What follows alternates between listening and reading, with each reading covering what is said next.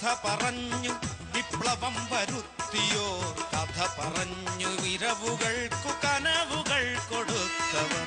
കഥ പറഞ്ഞു വിപ്ലവം വരുത്തിയോർ, കഥ പറഞ്ഞു ഇരവുകൾക്കു കനവുകൾ കൊടുത്തവർ. കവിത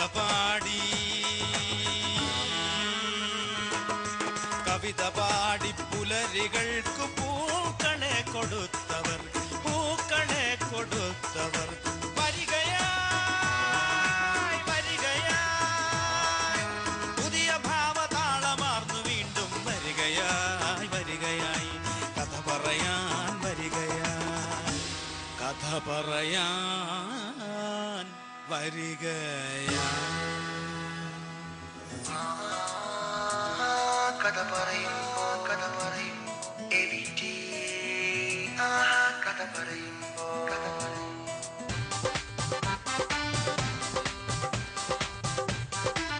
വെൽക്കം ടു AVT പ്രീമിയം കഥ പറയുമ്പോൾ. ജനകീയ കലയാണ് കഥാപ്രസംഗം.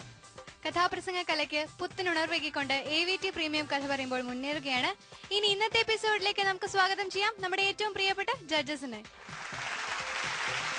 നമ്മോടൊപ്പം കഴിഞ്ഞ എപ്പിസോഡിൽ ഉണ്ടായിരുന്ന സെലിബ്രിറ്റി ജഡ്ജ് സൂരജ് സർ. ഇന്നത്തെ എപ്പിസോഡിൽ ആദ്യമായി പെർഫോം ചെയ്യാനെത്തുന്നു സാന്താന മറിയം ചാക്കോ.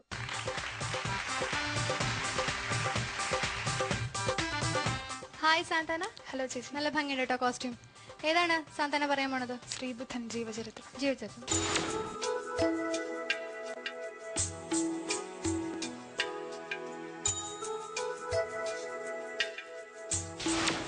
ലോക സമാധാനത്തിനു വേണ്ടി ഭൂമിയിലെ സമസ്ത ജീവജാലങ്ങൾക്ക് സുഖവും ശാന്തിയും സമാധാനവും ലഭിക്കുന്നതിനു വേണ്ടി ചെങ്കോലും കിരീടവും വലിച്ചെറിഞ്ഞ് രാജകീയ സുഖഭോഗങ്ങളെല്ലാം ഉപേക്ഷിച്ച് ജ്ഞാനമാർഗം തേടിയിറങ്ങിയ ഒരു രാജകുമാരന്റെ കഥ ശ്രീബുദ്ധൻ. മാനവ ഹൃദയ വിഭജിതയിൽ സ്നേഹമന്ത്രമുണർത്തിയ ദേവൻ, മഹിയിൽ ജീവന ദർശനമേകിയ മഹനീയ ചിത്തൻ ശ്രീബുദ്ധൻ. പാതിരാത്രി കഴിഞ്ഞ സമയം. കൊട്ടാരവും കൊട്ടാരവാസികളും ഗാഠനിദ്രയിലാണ്. കാവൽക്കാരുടെ കണ്ണുകളിൽ പോലും നിദ്ര വിശ്രമിച്ച സമയം. ഒരാൾ മാത്രം ആ കൊട്ടാരത്തിൽ എഴുന്നേറ്റിരിക്കുന്നു. സിദ്ധാർത്ഥ രാജകുമാരൻ. നിദ്രയെ പുൽകാൻ കഴിയാതെ അന്തഃപുരത്തിലെ പട്ടുമെത്തയിൽ അദ്ദേഹം എഴുന്നേറ്റിരിക്കുന്നു. കാരണം എന്താണ്? രാജയോഗ സഹജമായ അസ്വസ്ഥതയോ അതോ മനസ്സിനെയും ശരീരത്തെയും അലട്ടുന്ന മഹാവ്യാധികൾ വല്ലതുമോ? അറിയില്ല. അല്ലെങ്കിൽ തന്നെ രാജധർമ്മങ്ങളെല്ലാം ഒന്നൊഴിയാതെ പാലിക്കാൻ പ്രതിജ്ഞാബദ്ധരായ ഏതൊരു ഭരണാധികാരിക്കും നിദ്ര വിദൂരമാണ്. ഇവിടെ സിദ്ധാർത്ഥ രാജകുമാരൻ ഉറക്കമില്ല. അദ്ദേഹം അടുത്തു കിടക്കുന്ന പ്രിയപത്നി യശോധരയൊന്ന് നോക്കി. അവൾ ഗാഠനിദ്രയിലാണ്. ഭർത്താവിന്റെ കരവലയത്തിലെ സുരക്ഷിത ബോധത്തിന്റെ വെണ്മത്തയിലെ സുഖനിദ്ര.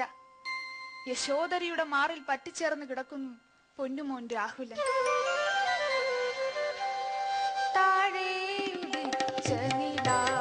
പോലെ താമര തളിരിന്റെ കാന്തി പോലെ താരിളം തായോട് ചേർത്ത് തങ്കക്കുടം നിദ്ര പുൽകിടുന്നു.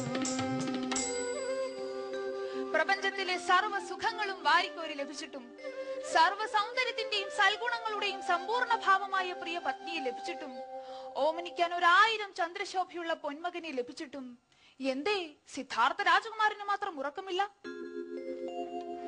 രോഗവും മരണവും നിത്യമീ ലോകത്തിൽ ദുഃഖങ്ങളേറെയാണെന്നതുകൊണ്ടോ ആയത് കാരണം കണ്ടെത്തി ലോകത്തെ മോക്ഷത്തിലെത്തിക്കാൻ എന്തുപായം? കപിലവസ്തുവിലെ നാളത്തെ ഭരണാധികാരിയായ സിദ്ധാർത്ഥ രാജകുമാരന്റെ ഉറക്കം നഷ്ടപ്പെട്ടതിന്റെ കാരണം അതാണ്. എല്ലാ സൗഭാഗ്യങ്ങളോടും കൂടി താൻ ഈ കൊട്ടാരത്തിൽ വാഴുമ്പോൾ പുറത്ത് പ്രജകൾ ദുഃഖിക്കുന്നു, രോഗപീഡിതരായി ക്ലേശിക്കുന്നു, മരണമെന്ന നിത്യ വേർപാടിൽ മനം നൊന്ത് വിലപിക്കുന്നു. എന്തേ ഇങ്ങനൊരവസ്ഥ?